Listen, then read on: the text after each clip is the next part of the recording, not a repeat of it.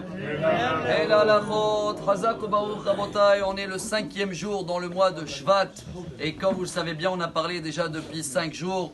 On a un très beau paracha ou très bon paracha.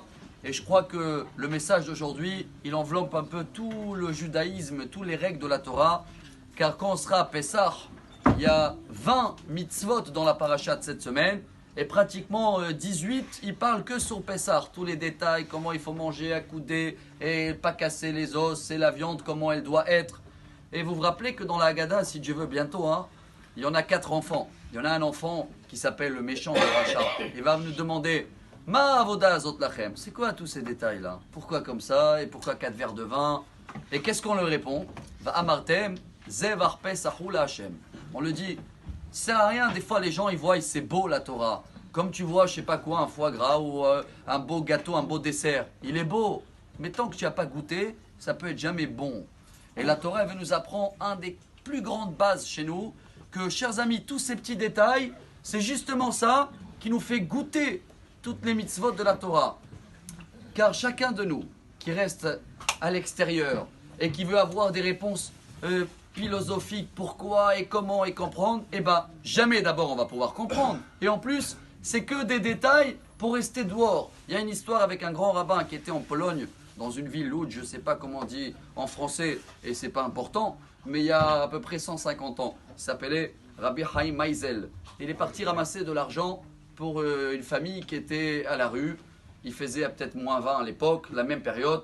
Et quand il a tapé chez une des personnes la plus riches, alors le riche lui dit, viens monsieur le rabbin, rentre à l'intérieur, dis-moi quel est le problème et on va voir ensemble la solution. Le rabbin il a dit non, je préfère que toi tu sors. Parce que si moi je rentre, avec la chaleur et les bons canapés, etc., on ne va jamais vraiment se mettre à la place de ces personnes-là qui sont froides. Viens toi dans le froid, viens on reste 5 minutes et après je vais te parler. Et là on apprend la plus grande base d'aujourd'hui qui nous dit Sefer HaChinuch, Achare Aperulot, Imashru Alevavot. Quand tu fais les actions, et des actions jusqu'au plus petit détail, c'est ça qui tient la route, qui va nous donner le goût et qui va rester solide. Car toutes les nations qui ont décidé de faire la fête pour la libération, en feu d'artifice et en armée et barbecue et la musique, regardez bien comment ça tient. Tous les 10 ans, ça change. Ils ont enlevé ces feux d'artifice, maintenant ils mettent des lasers. Et dans 10 ans, ça va être moins et moins fréquent, jusqu'à que 75 ans après la Shoah, chers amis, ça y est, qu'est-ce qui reste aujourd'hui? Une fois par an, on est debout pendant 1 minute et après les gens, ils reprennent leur quotidien. On a déjà vu que Nathan Sharansky, qui était ministre, le président de l'agence juive, il voulait faire passer une loi dans la Knesset, venez on met une étoile jaune pendant cette journée. Et il a pris exemple par Pessah, de la paracha de cette semaine. Il a dit, regardez combien des détails Dieu il a donné, et ça tient la route 3000 ans. Alors justement, tous les petits détails, c'est ça qui va faire approcher le cœur. Et quand quelqu'un il comprend que la Torah c'est pas seulement beau, c'est bon, il va goûter.